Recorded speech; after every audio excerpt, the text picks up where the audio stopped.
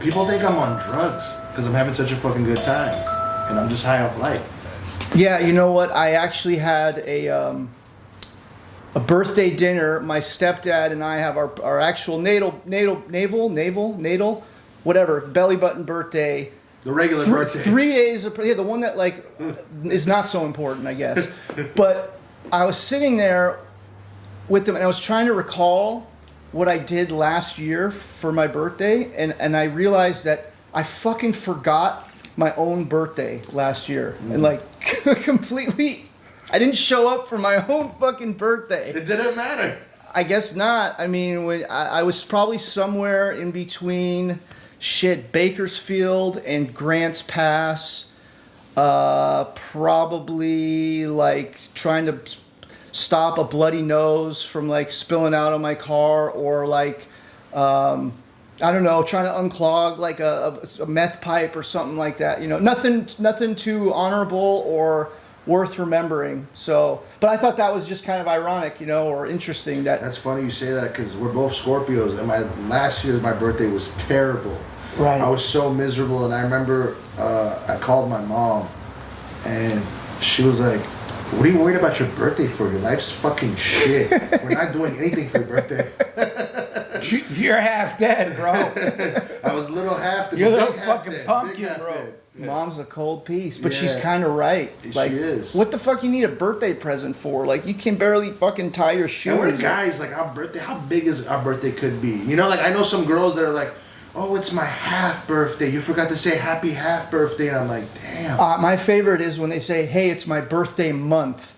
Like, we're supposed to celebrate the fact that you exist for an entire month. Like, one day is bad enough. It's my birthday week, my birthday month. It's like, okay, it's my birthday year then. Yeah. Every year is my birthday year. Didn't you do that when you were loaded, though? Birthday year? Oh, like I said, I forgot my own birthdays. But yeah. Well, at the beginning. Yeah. It was like my birthday year, my birthday month. Well, when I was using, obviously, every moment, I tried to convince myself that every moment was one worth celebrating, because I wanted an excuse to get high. Exactly. Like, so if the sun was out, I wanted to celebrate that. If I got like my heart stepped on by a girl that I loved, I would celebrate that. I just really, it's a delusional idea to just celebrate things in life. Isn't it all delusional, though? Absolutely. Yeah. But I thought what I found interesting, and I'm just going to kind of tell on myself in a way, I heard you talking to one of your, I think that was your sponsee. One of them, yeah. Okay, and he was going on and on and on. I couldn't follow him, and he was like just like a mouse running on a wheel.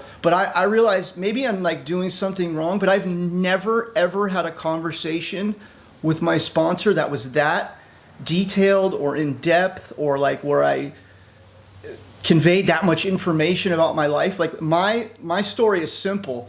I like getting high because I like the way it feels, and I like elevated moods.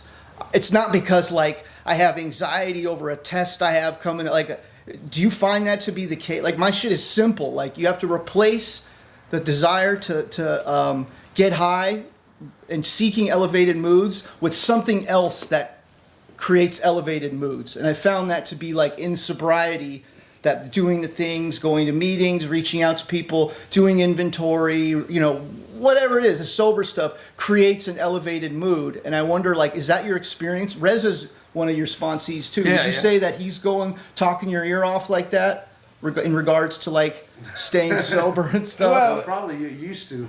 At some point. Well, no. Well, there were a couple things. And what I'm doing with my phone right now is I'm looking. You're playing Candy Crush. I'm looking for the his inventory. Yeah, hopefully? I'm looking for.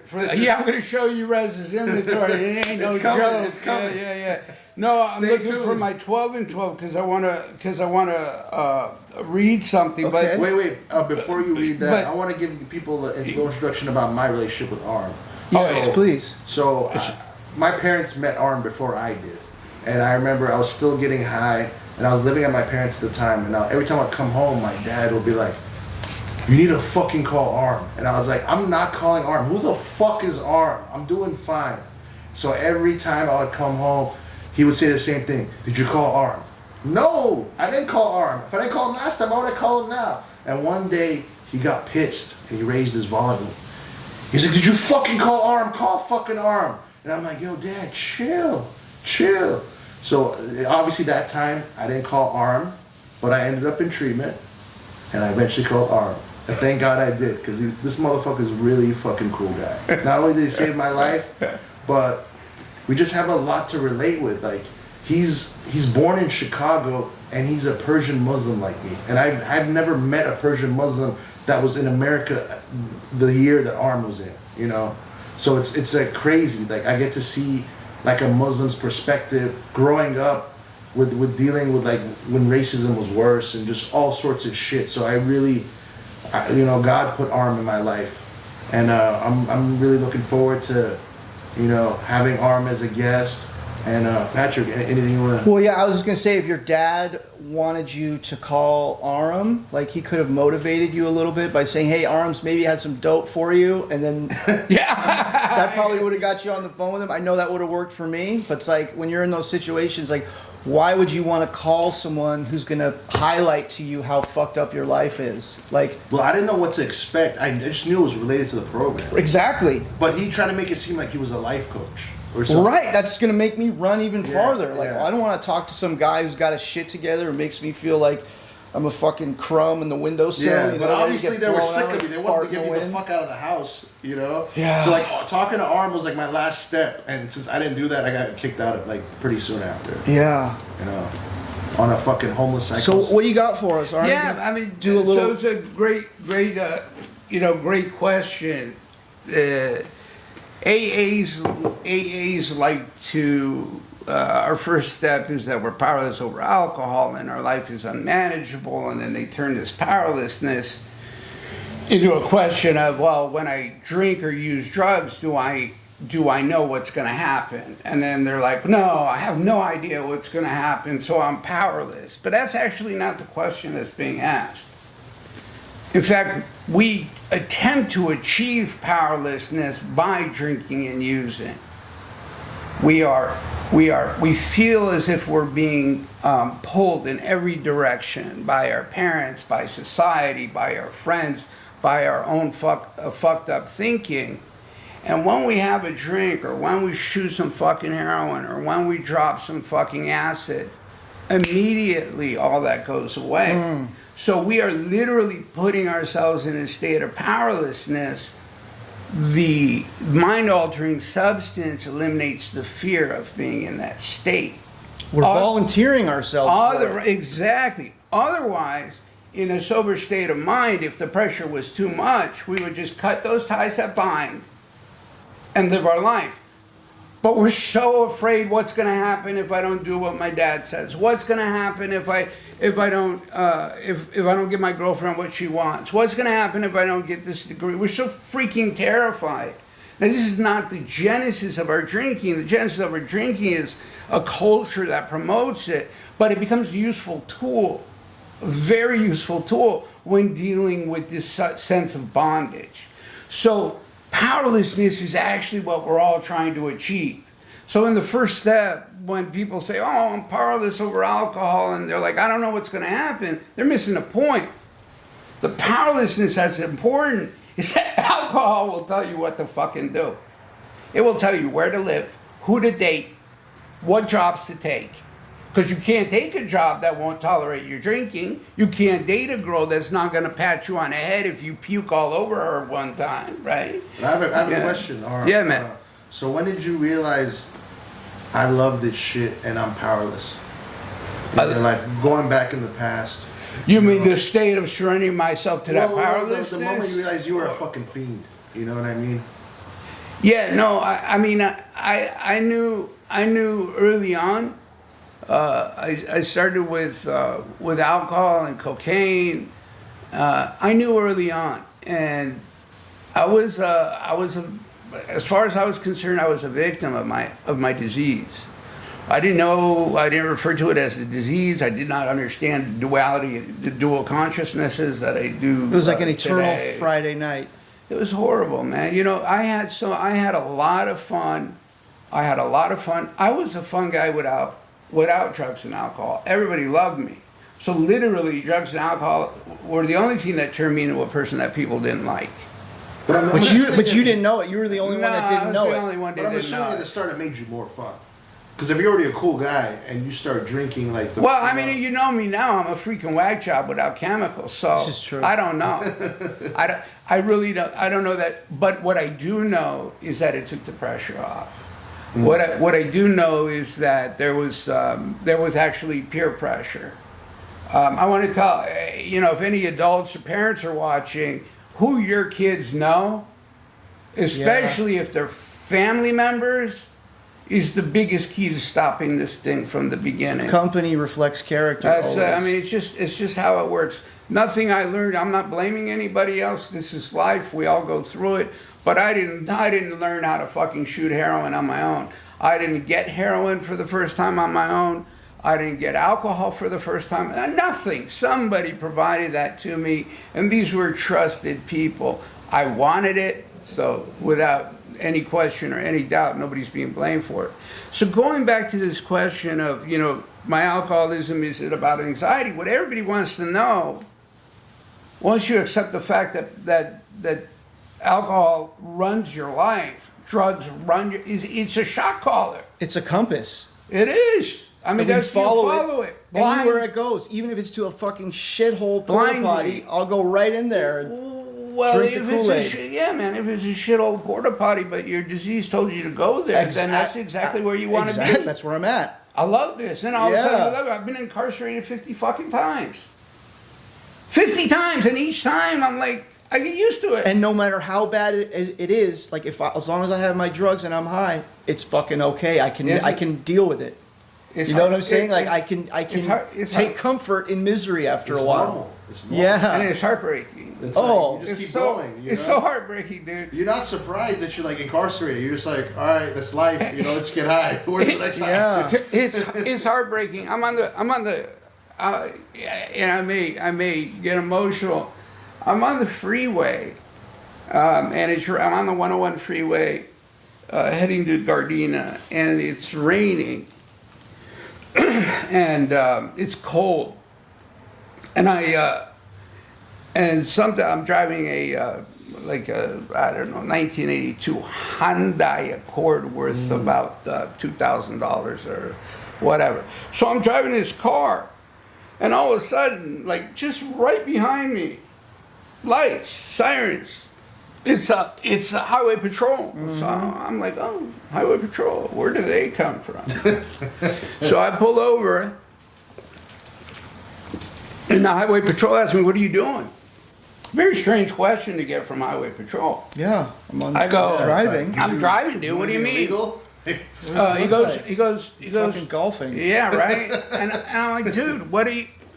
I'm like, what do you mean? It's like, what were you doing? What were you doing? And I realized that, while this is happening, I realized that I was not conscious the first couple of minutes prior to them arriving behind me. So there was a gap. Yeah, there was a gap. I think 2 minutes could have been out. Wait. I think it's 2 minutes, right? Right. So when he's asking me what I'm doing, now I'm trying to fill in that gap, and I'm like, okay, well, I got like 400 McDonald's bags in the back seat of my car. Not cheeseburgers in them? Or? They were the this is sad. It's like the back then sausage egg McMuffin 2 for $2. Sure. Nice. So I get those. That's all I could eat in the morning. Sustenance. Yeah, Absolutely. and then It's the a good wrappers. price compared to, like, inflation. Well, you can't get that shit now. No, they don't give a fuck about. Yeah. Anyway, so the wrappers are all behind me. So here's the answer. I'm looking for a lighter. I was looking for a lighter. Oh, yeah, that makes sense. So I'm when telling the you're cops I'm looking for a lighter. They go like, "You're looking for a lighter?" driving. What are you trying to light? And I'm like, "Dude, I'm looking for a lighter." And they asked me, "Is there anything wrong with you?" And I'm like, "What the fuck are you talking about, dude? need a I'm lighter." fine. I just need a lighter." Are you using drugs, dude? And I'm like, I never fucking used drugs in my life, Not bro. right now. Not while I'm talking to you. Yeah, I'm not using I'm them. trying I'm to- talking to you. I'm trying to go to work. So Do you have a lighter, sir? Like, So check this out. I mean, this is god awful truth. Very sad, pathetic story.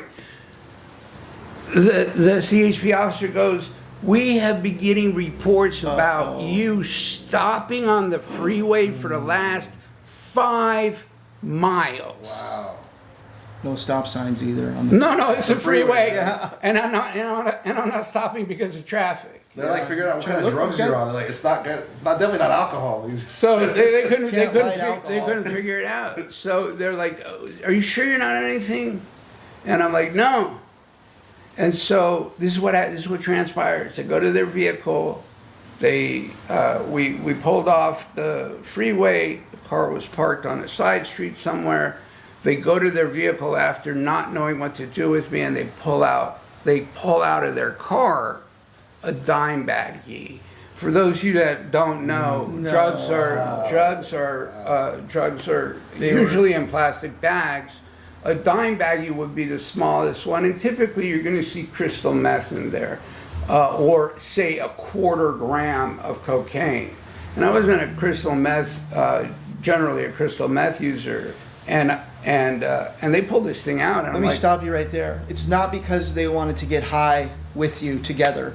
The cops? Yeah. Yeah, no, that's not why okay. they. Shit. Yeah. That never happens. No. No. The fan. They're gonna clink him That's out like right a now. crazy story though. They're gonna clink him up. Go Yeah, ahead. the fantasy, Right. right? It's like no, and then, but I'm adamant, right, that I've done nothing wrong. So Right. you guys could go, I don't know what you're doing. So they pull this thing out and they show it to me, and they go, well, what is this? Uh-oh. And I'm like, I don't know what it is. They're like, well, we found it in your car. I said, officers, I'm telling you both right now, there's no way you found that in my car. Now, in the back of my head, the reason there's no way they found it in my car is I never fucking bought a dime bag in my life. Yeah, it was a much bigger bag. hell When I yeah. buy Coke, I buy 8 balls. You don't like Training running day out. shit right there. 8 balls. I don't like running out. Not either. fucking quarter. Yeah. A dime bag? What the It's a little fuck? tease. It's a tease. So I knew it wasn't mine. But they got me on it.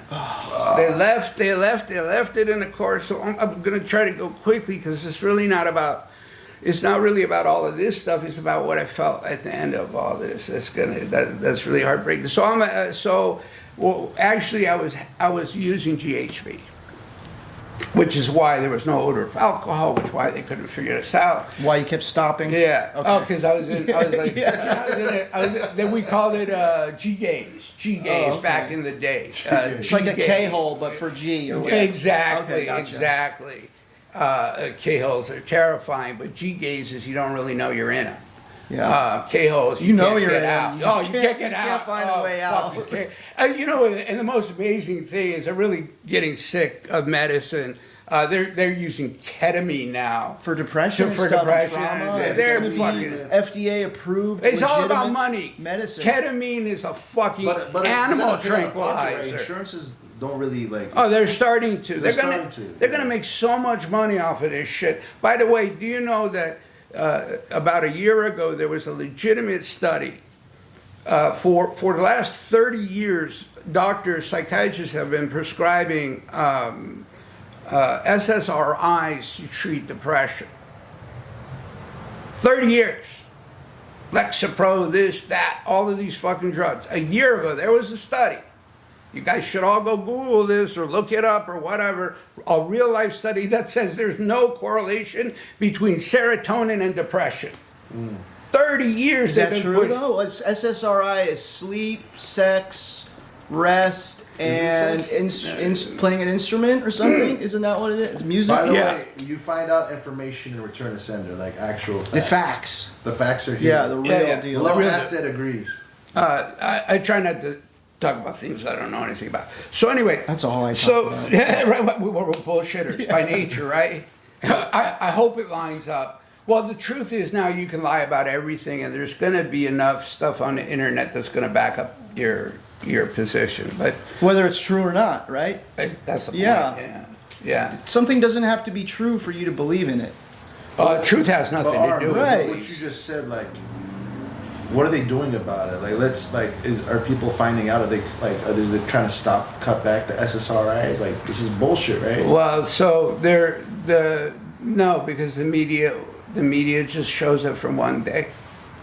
A lot of money in healthcare. They're not going to get rid of what? This cancel everybody's Lexapro? Yeah. Oh, and by the way, once you started a regimen of all these SSRIs, you cannot stop immediately on your own. You got to be titrated. So would you say this is like the new wave? Like before there was like lobotomies and serious psych Shock wards. Now therapy. it's like Yeah. take these pills. There's going to be some side effects, and it's going to be very common. There's And gonna now be it's a concoction of pills. Yeah. And interestingly enough, at the same time, they find out that there's no real correlation between demonstrable cause and effect correlation, I should say, cause and effect correlation between serotonin levels and depression. The same time they find that out, what happens is they start promoting microdosing of acid Psychedelics. and ketamine. Or mushrooms. Because they now need to find something to fill that void, and it's all about. Well, it's popular now. it's You all got the about- ayahuasca. They're selling mushroom candy bars now, like mushroom edibles, like it's nothing. Yeah, Sooner or it's- later, it's like ketamine's gonna be in the gas and the smoke shops. And we selling ketamine. And I got to tell you, I got nothing against alcohol. I got nothing against drugs. I got nothing against cocaine and heroin mixed together, injected into your vein. I really don't have anything against this stuff. If you're crying and dying, then and you should need probably help, stop. yeah, I want to help you and your suffering. If you're dying but you're not crying, you don't want to stop. That's the second part of the first It's that step. emotional bottom that gets you really. It's not so much the physical bottom. You Beautiful, can recover Patrick. from that, but Beautiful. it's when we can't. Our heart is broken. Well, what about people that just are on a lot of medication that they don't even need? Beautiful. Like on it for let's say 5 to 10 years. Well, That's the they drug may not company's hit. dream Yeah. client. Then Yeah, and they may not know, and they have no baseline to compare it to. But what Patrick said is beautiful. This is the simple fact is all of this recovery stuff is complicated. By the way, if you ever see a treatment center, you're Googling, you're trying to help a family, loved one, and you see the words evidence-based, it's a lie.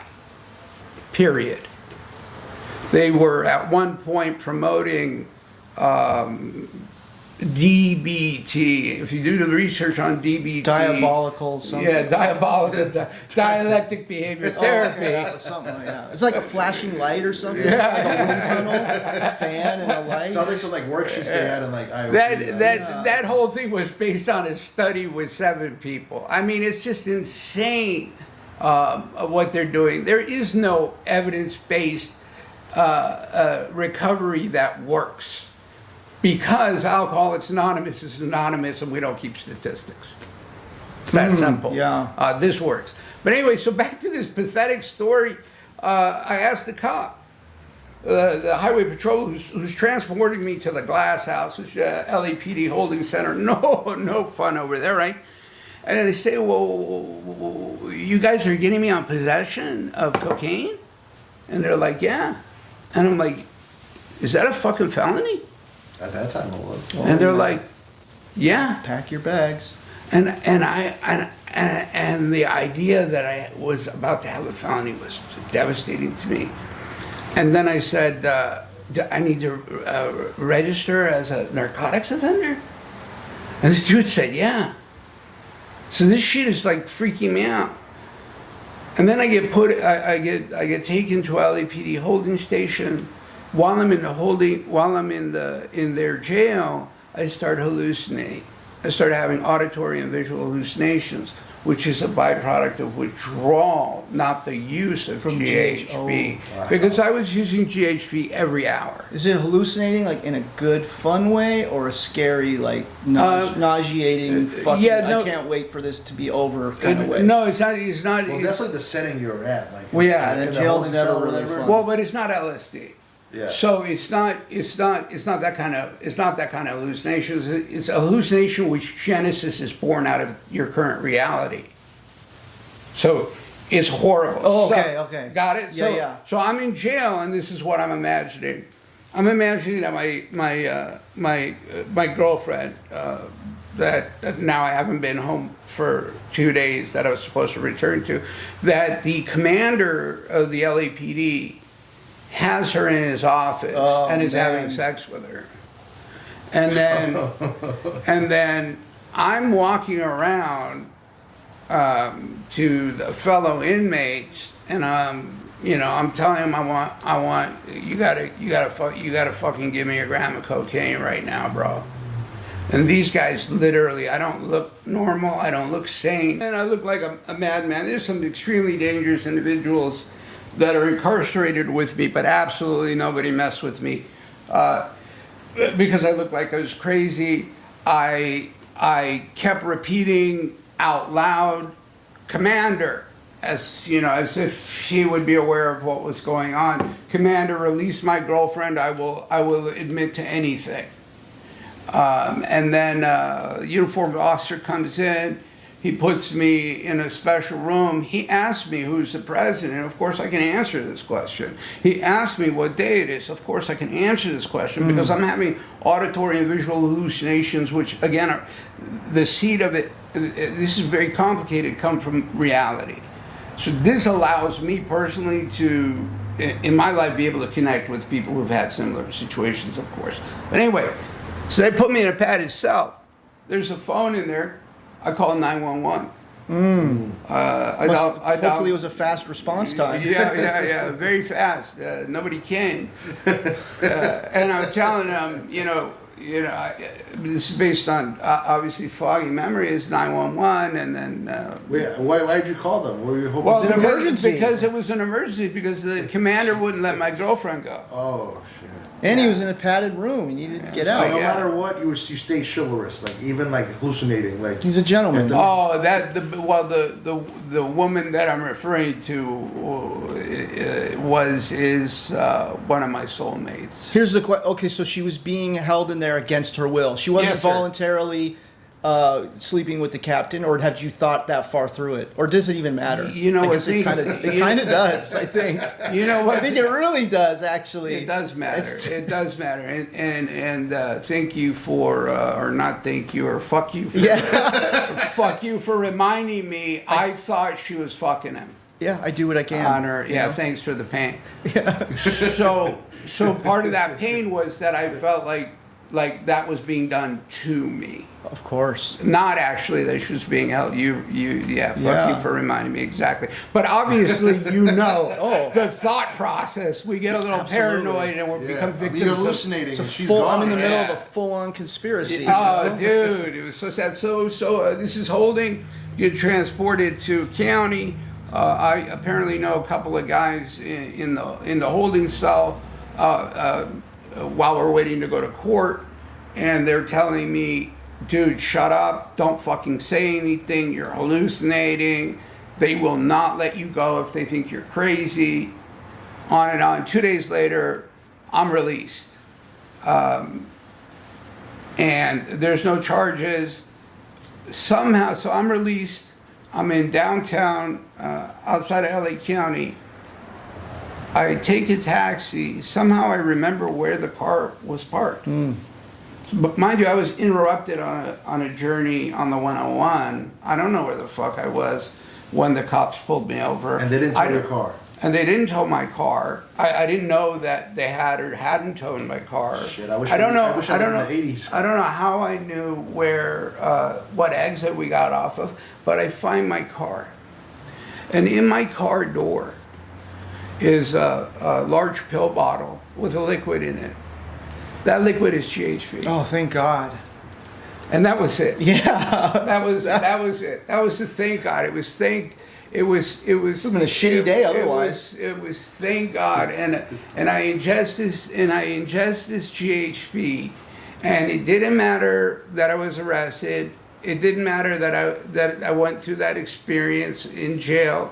It didn't matter that I hadn't shown up to work for 3 days.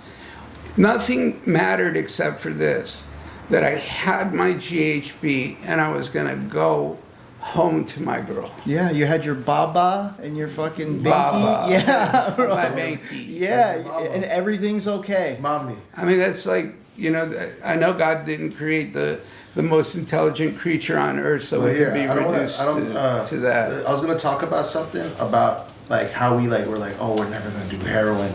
We're never gonna go to jail. Like if this happens, Moving the goalposts. Yeah. You just do all that shit. It doesn't even fucking matter anymore. Well, it's not like you're a kid, and when the DARE program comes to talk about drugs and how much they'll screw up your life, you sit there and go, you know what I want to do? Shoot heroin in my neck. Like, Yeah. you know what I'm saying? You're Yeah. like, hell yeah, no, drugs are bad. And then, like, slowly you drink once, and then you try Coke, and then it's just this gradual progression. And it's like, when they lose their, the effect, you have to, or like the desired effect, you have to keep pushing pushing the envelope and like But raising also the what Aram stakes. said was like people brought it to him, and that's true. Like I started doing heroin because at that point everyone around me was like upgraded to heroin. Yeah. You know, like the people that were popping Zans or like fucking nodding, hitting that foil. Like, I don't know that, I mean, maybe there are some people who have like drank or gotten high for the first time by themselves, but it's typically they're with someone else who either has experience doing it or they're around a bunch of people where it's just they welcome you into that world. It's not like we go out seeking it. I mean, some people probably do, but I know the first time I ever got loaded, I was 12 years old and I was with my older brother. And he's like, you know, how old are you? And I'm like, 12. He goes, okay. You're old enough. Yeah, yeah. And he goes, okay, well, the way we drink is you take a shot for every year that, you know, you are old. I didn't know. I'm like, okay.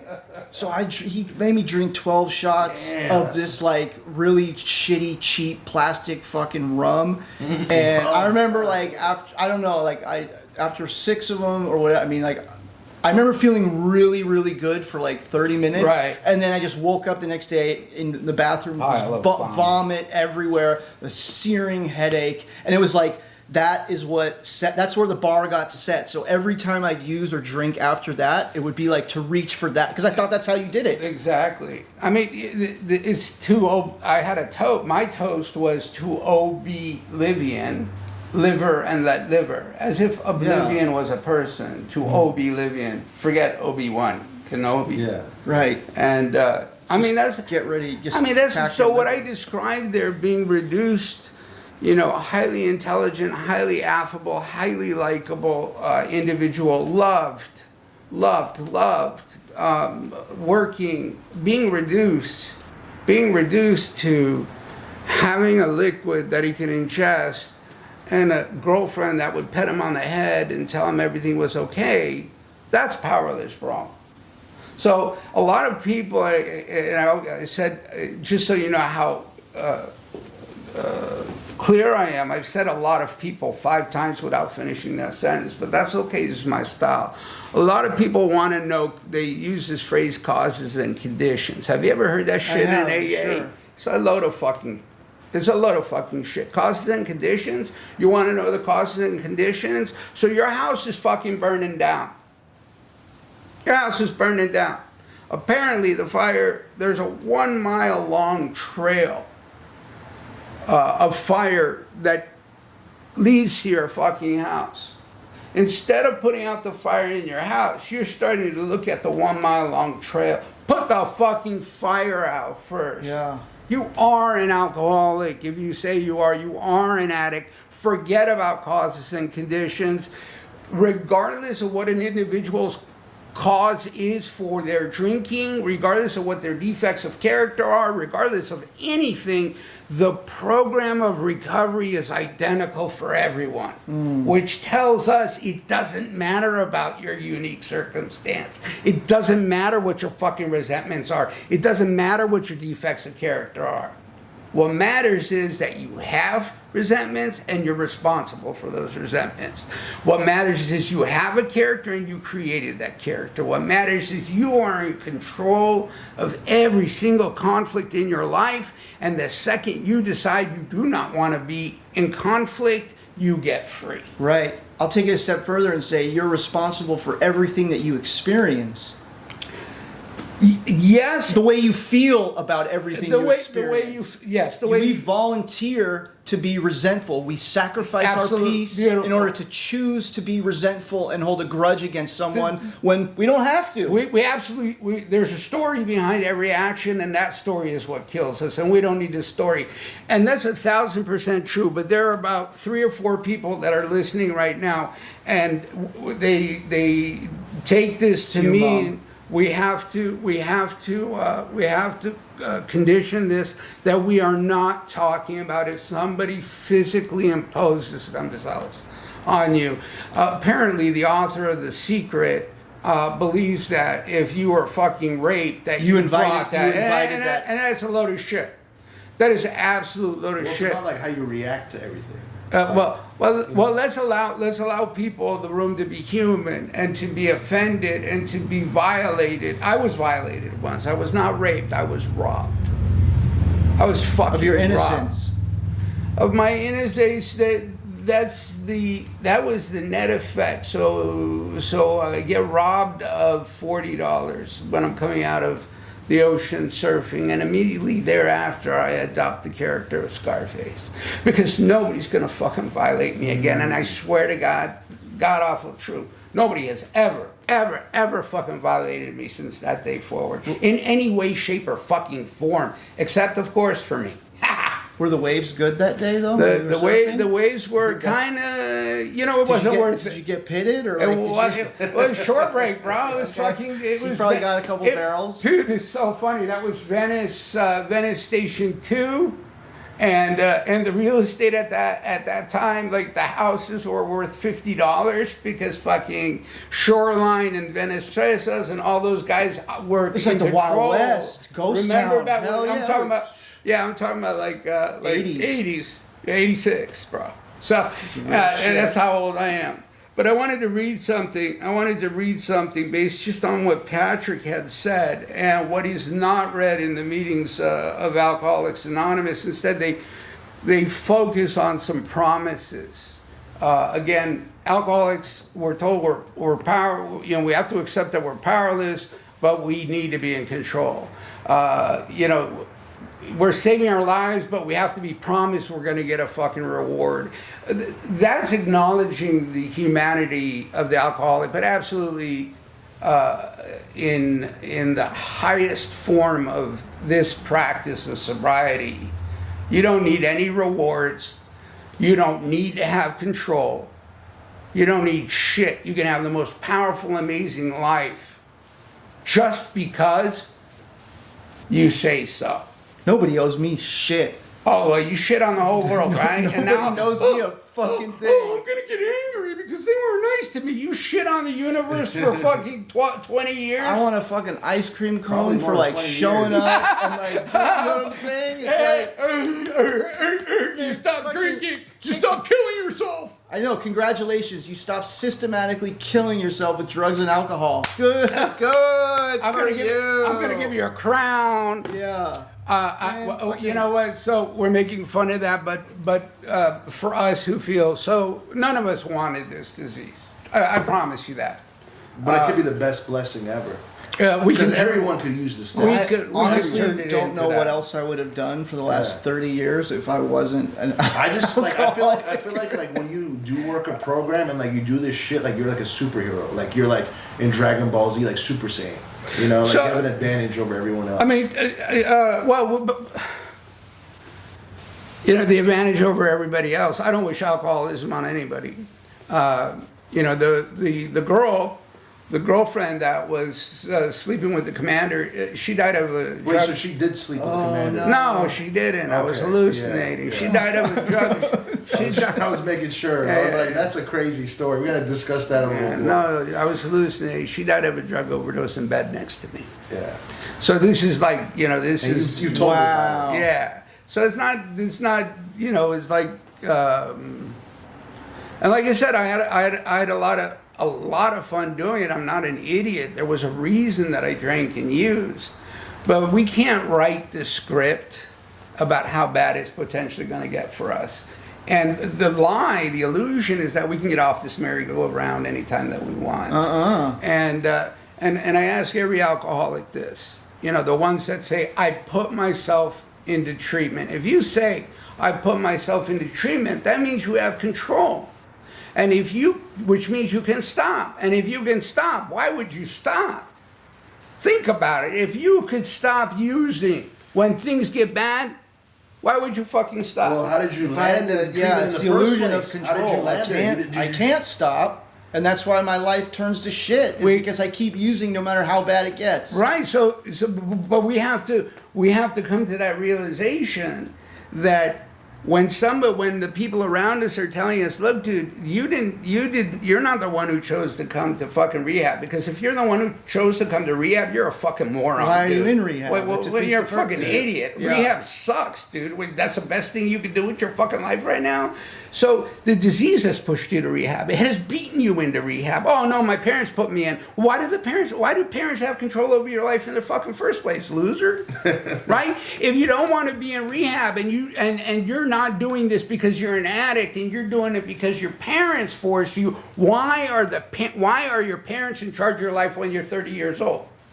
Maybe because you're a fucking addict. Well, it's getting common in LA, especially. Well, it's expensive. it's something. A lot of 30-year-olds are living with their parents as we speak. It's called Mom learned. It's a good cook too. I won't Yeah, lie. I miss my mom's cooking. You know? I never wanted food. It took up too much space. But it's called learned helplessness. It's a very. But you gotta have something in your very belly big so problem. you can drink and use and not throw it. Like you can keep drinking and using. You right? know, You gotta yeah. I eat mean, something. if you're The using McDonald's cheese or the Egg McMuffins. I mean, the Egg McMuffins and the Aram, sad at this point, you gotta story. give out your information so people can contact you regarding like everything in life. So yeah, well we Right.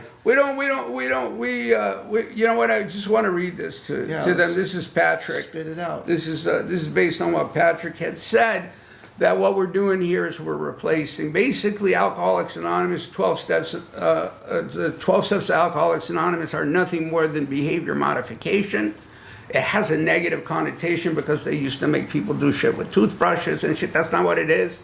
It's about repetitive, consistent behavior, which is feeding a new character which is less likely to drink. Now, let me read this from the big book, which nobody reads because it's not about This giving sits you. in the shelf with It's cobwebs not everywhere. about giving you gifts. For most normal folk, and I'm going to alter some of the words because that's what I do. For most normal folk, drinking and drugging means conviviality, companionship, and colorful imagination. It means release from care, boredom, and worry. Remember when I referenced we want to be powerless, right? It is joyous. Oh my God. It is joyous intimacy with friends and a feeling that life is good. When we're doing blow, when we're in the bathroom looking in the mirror, you know, with our two friends, why we end up looking in the mirror in the bathroom, I don't know. But when we're doing that, we're so connected. We're so in love with each other. We so respect each other. It feels like anything is possible. In The that world moment. is possible. So this is not all about darkness. What a lot of parents don't understand is when your kid gets loaded, he is not kidnapped. He is not a 6-year-old that's been hijacked. And you go running the streets trying to find him. I get that. I understand. They can die. I really do. But mentally understand one thing. They're doing it because they choose to do it. He's probably out bird dogging chicks in a convertible. You know what I'm saying? yeah. With the fucking summer breeze in his hair. Swiping the parents' credit card, you know. So this is what drinking and using means. It means that feeling of intimacy, that feeling life is good. But not so with us in those last days of heavy drinking and drugging. The old pleasures were gone. They were but memories. Never could we recapture the great moments of the past. There was an insistent yearning, like a desperate yearning, which, you know, Patrick Reza alluded to, changing the drug, finding another way. I got to get back there. I got to get back to utopia because I can't be conscious. There's no fucking way I can be conscious. But there's this yearning to enjoy life as we once did. Can I ask you something? Yes, sir. Have you ever smoked crack? Oh, yeah. Okay, so it's you can summarize this with smoking crack, the experience of smoking crack. You take one hit, it feels amazing. And no matter how much you smoke after that, you're trying to get that feeling of that one hit again, and it never comes. You can smoke crack for 8 hours straight after that, and you never, ever, ever get that feeling of that first hit. It's the absolute truth. Crack, by the way, the media had said, and I, you know, it's a little dated. It's not. The media said crack is the purest form of cocaine. Absolutely not the purest form of cocaine. If it was, a rock this big would cost $350, not $10. Crack is an altered chemical composition. It is not the same as rock cocaine. Yeah. And it is designed to do exactly that to the fucking brain. It feels like you could also, like, if you didn't have a spark plug and needed something to, like, ignite the engine in your car, you could use you could like tape a piece of crack to the spark plug. It would explode, right? It would go. It would run. Might work. No, it's no. just definitely not pure, is what I think. Well, interesting you say that because there's gasoline in it. Oh, okay. I thought so. Yeah. I believe. That's why it I smells believe so there- good. Yeah, I believe there's propane, benzocaine. I believe there's some form of petrol actually in the chemical makeup. A lot of times they'll reverse engineer this shit, but if you do it directly, I believe, and I could be totally wrong, but I believe there's gasoline in it. Yeah, it's very sick. I wouldn't be It's very surprised. sick stuff.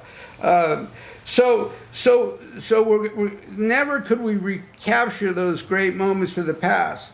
There was this yearning, this desperate yearning to enjoy life as we did, and check this out.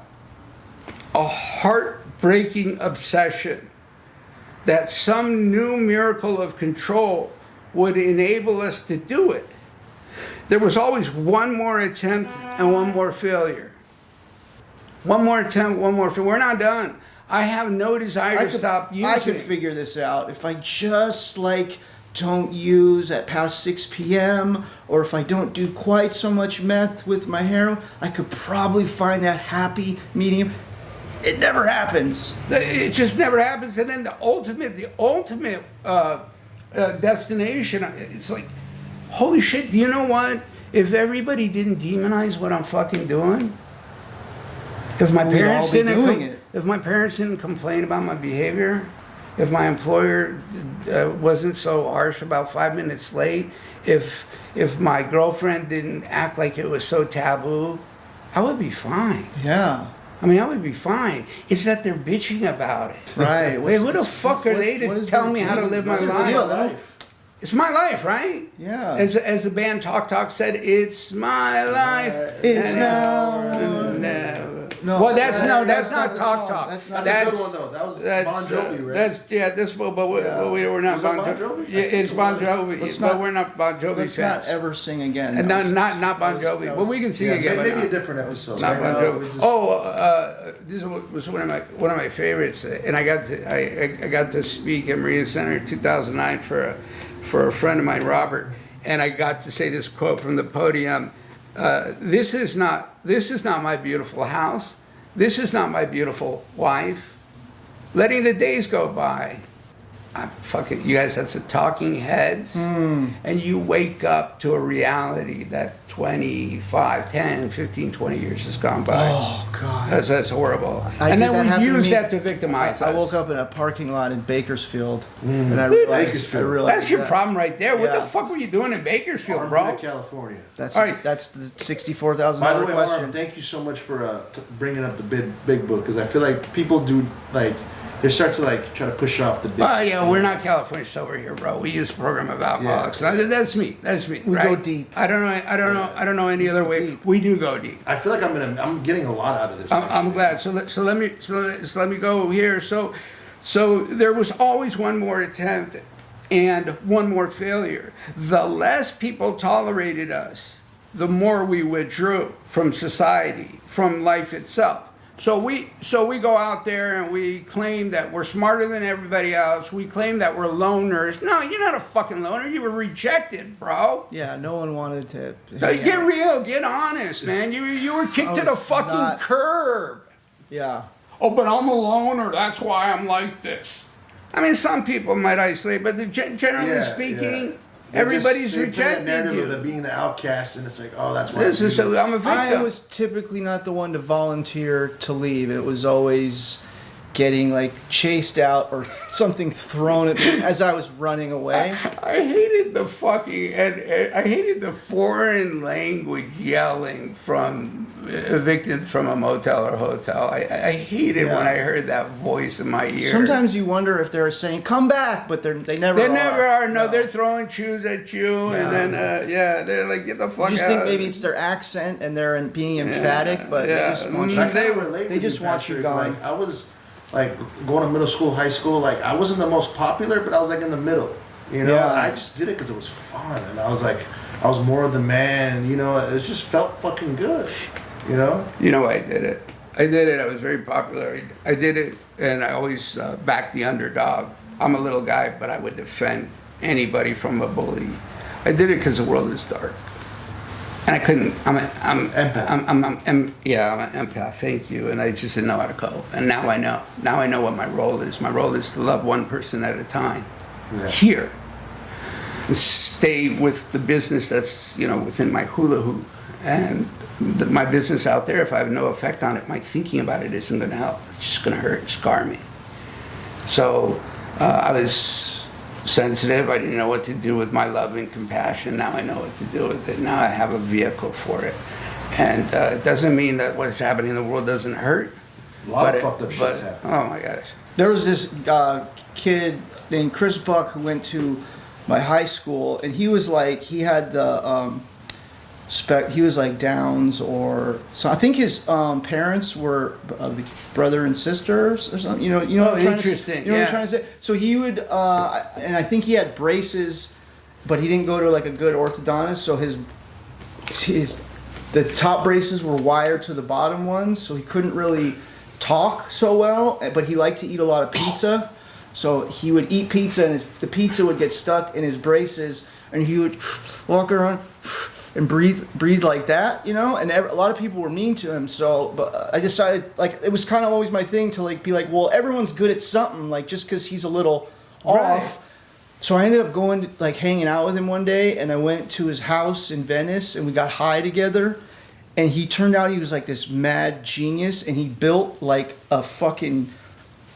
You know those gyroscope things? Yeah. He built one of those like out of fucking popsicle sticks and chopsticks or whatever. And like you sit in this chair and like it's all rickety, and he would like strap you into this harness. And you were gyro? And he would start spinning the fucking chair, and you hear like the wood cracking, and like you literally think it's gonna just break and you're gonna fly off, and like that's gonna be the end of you. But you see him, he's breathing through his pizza teeth, and he's and he's spinning this thing, and you're he's having so much fun, and you're having so much fun, even though you want to throw up and like you feel like you're gonna die. But like that's kind of that story. Just I love that. Reminded me. No. Well, I love that. Six Flags in the room, you know. No, I love that, and the biggest beauty of that is so check that out, right? So just what you just said there, what Shout out Chris Buck, by the way. right on G, straight G, man. He's probably still around. So Yeah. so you're Probably getting high watching this. well, we pray not, right? We pray not.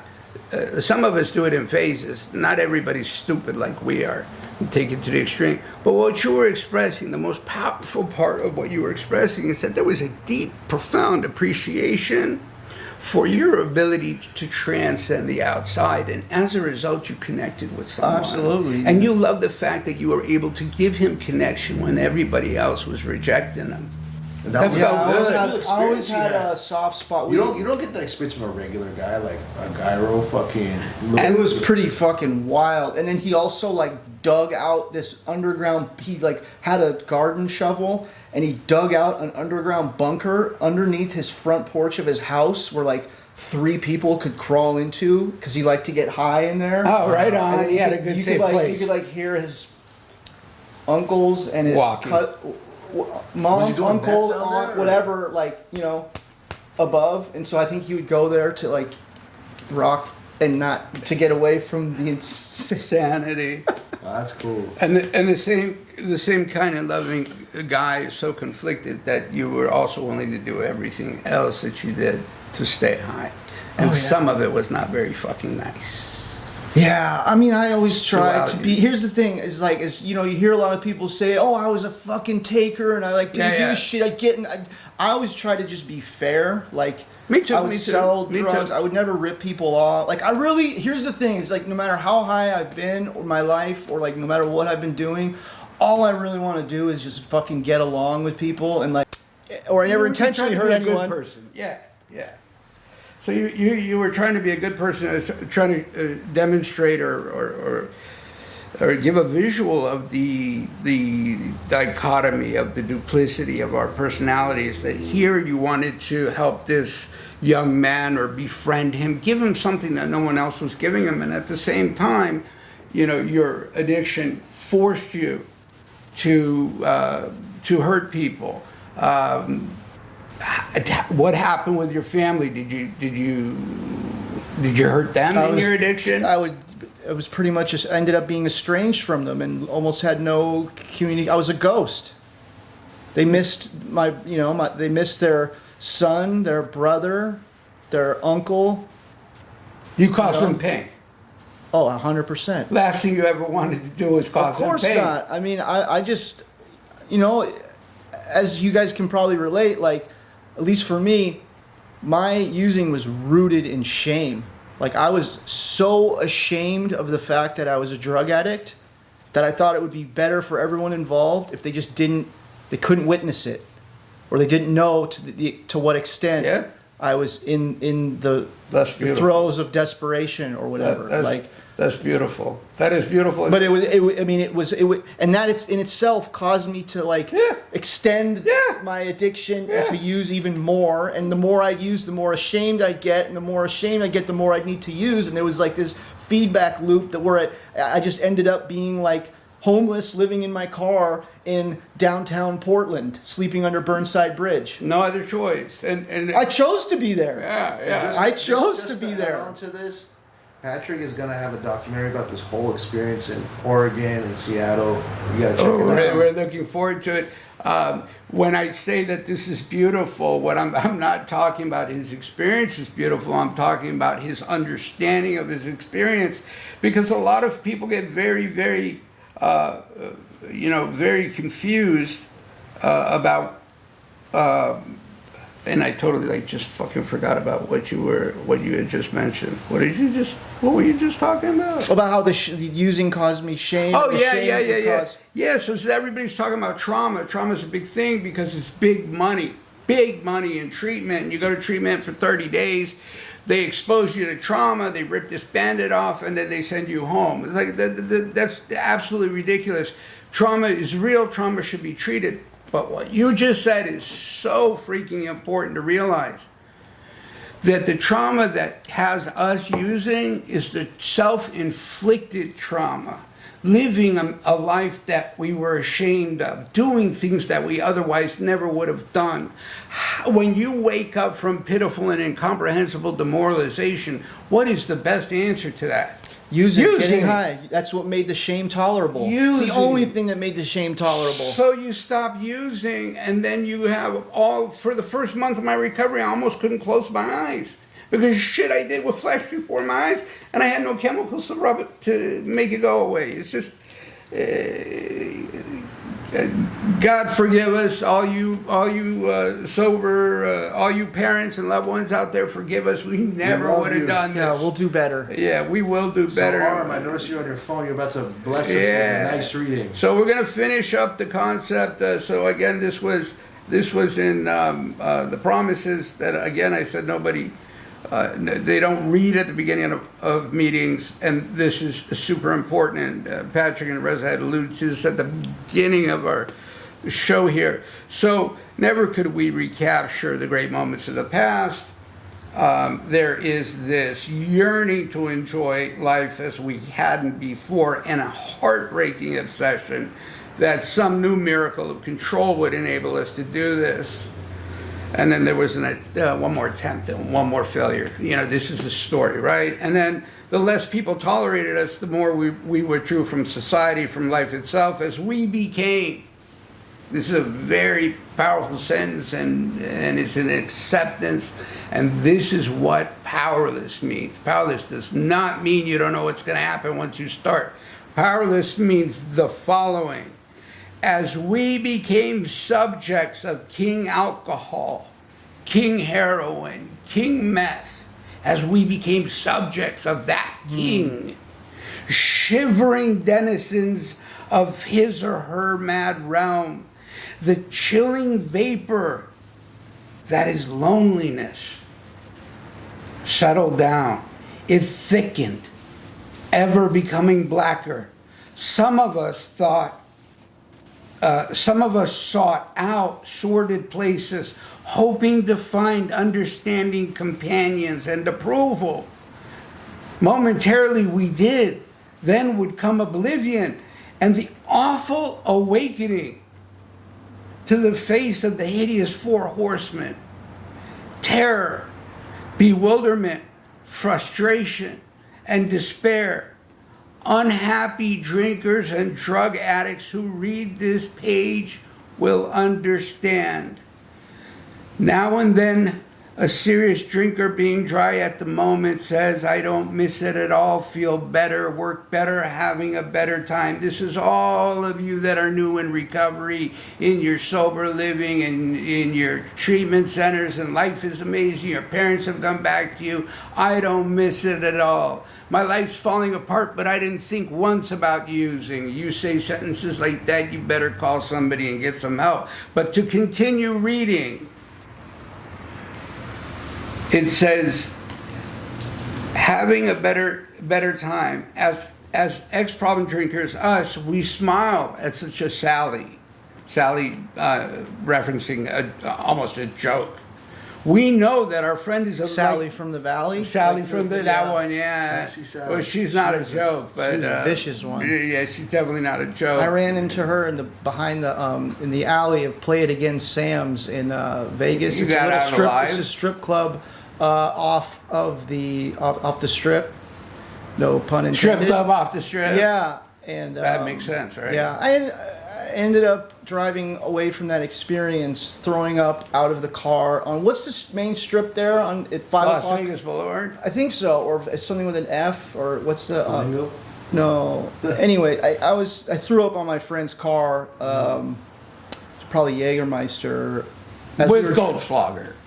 Oh yeah, whatever I could do, and then just leaving a trail of vomit from Sally's apartment to Ooh. the Motel 6 where we were staying, where we had jacuzzi carpets because the carpets were soggy. We started off at Treasure Island, and we ran out of money, so we ended up in Sally was gone, and it was you and your male Sally friend. cast a spell on us, and I don't know. I think she like drugged me or something, but I ended up throwing up Yeah.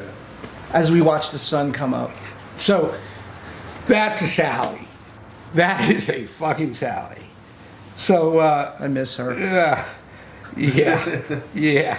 He fools himself. Inwardly, he would give anything to take a half dozen drinks and get away with it. He will presently try the old game again, for he isn't happy about his sobriety. Or she. They cannot picture life without drugs and alcohol. Someday they will be unable to imagine life either with or without drugs and alcohol. Then, and this is like all of our experiences, amazingly, this book was written in 1949. Then we will know loneliness as so few people do. Then we will be at the jumping off point. We will wish for the end. We will wish for death. We'll be so happy we'll be ready to die? Is that what you're saying? Yeah, it's kind of, we wish it was like I mean, that. Like been it there, sounds like like a been sweet there, relief. been there, done that will wish for death. And the sad thing is that it's more about desperate knowledge that we'll never be able to solve this problem ever. And we want to die. And then here's the worst part. We don't die. We keep fucking waking up, bro.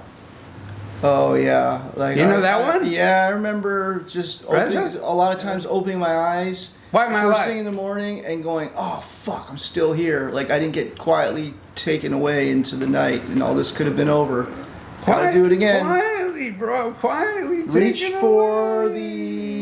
the foil, and then the thing, and then maybe they probably didn't drink so much coffee. Sour Patch Kids. Well, it reminds me of like all the times I tried to overdose. And You would times- try to overdose? Yeah. On, This like was you, last time, yeah. so you were like passively But every time I suicidal? overdosed, I was with people. Like, So that you knew that He was a loser. yeah. you knew. So you would like fuck up other God people. didn't want me You to would die. like fuck up other people's eyes. Yeah. Oh yeah, bro. That's not cool, bro. Buzzkill, bro. Buzz Killington over here. Well, not only that, he would do it to manipulate and torture his mother. No. Yeah, yeah. Oh, mom, if you don't give me what I want, I'll end up dead. No, Mom. Aram, come on. I love you. I love you. Shots But fired. I love you, bro. But and this is what I was talking about. It's not you. It's your disease. That's how cunning, baffling, and powerful. That's the last thing you would want to do right now. Last thing. I'm glad we took But this that's who you were. recovery approach. That's who you were. Because like at the end of the day, we wouldn't be doing this podcast. Fuck no, if it bro. wasn't for, like, recovery. No, and we're gonna live. Sobriety. These guys.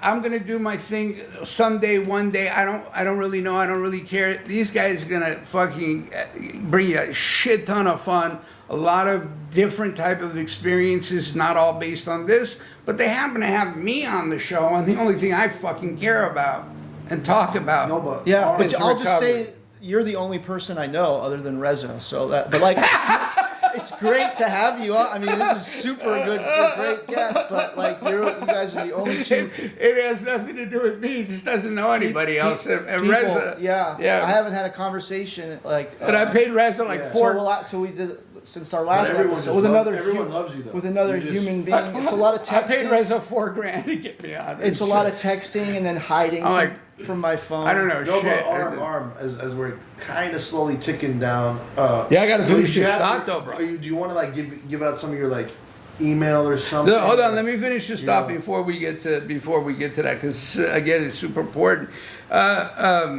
So we had a Sally. He described who Sally is, and then here. So we're at a jumping off place. We want to die, but we can't. We actually don't die. And then look, check this out. The book. We, the writers of this book, have got out from under. You say, yes, I'm willing, but am I to be consigned to a life where I shall be stupid, boring, glum, like some righteous people I see? I know I must get along without drugs and liquor, but how can I? Have you a sufficient substitute? Oh, I see where Have you're you going. You brought it sufficient back. substitute? Elevated moods. That's it, baby. That's it. So here it is. Man. Here it is. It's all in the book. It's amazing. That is a miraculous byproduct here. It's grateful we paid Product. him to come. Dude. I know. Like Aram actually showed It's up. worth every penny. Here we go. It was a long journey, but it was worth the effort. Yeah. His price is gonna go up after this. So Oh, but yeah. Okay, so here we go. So have you a sufficient substitute? Check their answer out. Yes. It's funny you should ask. There That's what you is do. a substitute, and it's vastly more than that. It is the fellowship in Alcoholics Anonymous. It's not just the steps, it's not the triangle, it is the fellowship of Alcoholics Anonymous. You need to work the steps in order to maintain the ability to stay in AA. Because if you're a nut job long enough in AA, you'll have resentment, you'll leave, and then you won't benefit from people AA. won't like you. Yeah. Oh, fuck them. Anyway, it is, so the answer, the substitute, it is a fellowship of AA. There, what will you find there? You will find release from care, boredom, and worry. Let us go back to the beginning. For most normal folks, drinking and drugging meant conviviality, companionship, colorful imagination. It means release from care, boredom, and worry. So we get it, but it's sustainable, and it actually, instead of there being consequences from getting those things, we get results, and they're lasting, and they're permanent, or they're like And they're expanding. They transcend. And they're expanding. They help other people. Love grows, hate destroys, selflessness expands, selfishness contracts. But the book actually tells you what you're looking for in alcohol and drugs that we stop getting, and then magically they created a program that replaces you it. stop looking in the bottom of a pipe or in the bottom of a bag. We You got it. find it in the book. And in Or- your actions Where's and the in your phone? relationships. on the phone. Okay. Reza, what's your favorite part about being sober, or what's your favorite color? Honestly, just having fun and laughing all the time. Yeah, Like that's good why I time, stay huh? sober. I laugh all the fucking time. that's good. My favorite color is orange. Orange. Halloween What color are your time. eyes? Kind of like this guy. Pumpkin. This orange. Dude, you're messing with the microphone. What color are your eyes, bro? Brown. How tall are you? 6'2". Are you available? Oh yeah, you're a Scorpio too. I'm out the game. Did you right read your now. chart today? No, I didn't read I read it most days actually, but today I was kind of hyped for the pod, you know. Yeah, it's a lot to. I was like, shit, Arm's about to just drop bombs, bro. Aram, what's your favorite part about being sober? Favorite part about being sober is seriously that all of this fucking pain and suffering that I didn't want in my life, that I've actually been able to use it to help other people. Yeah, the suffering.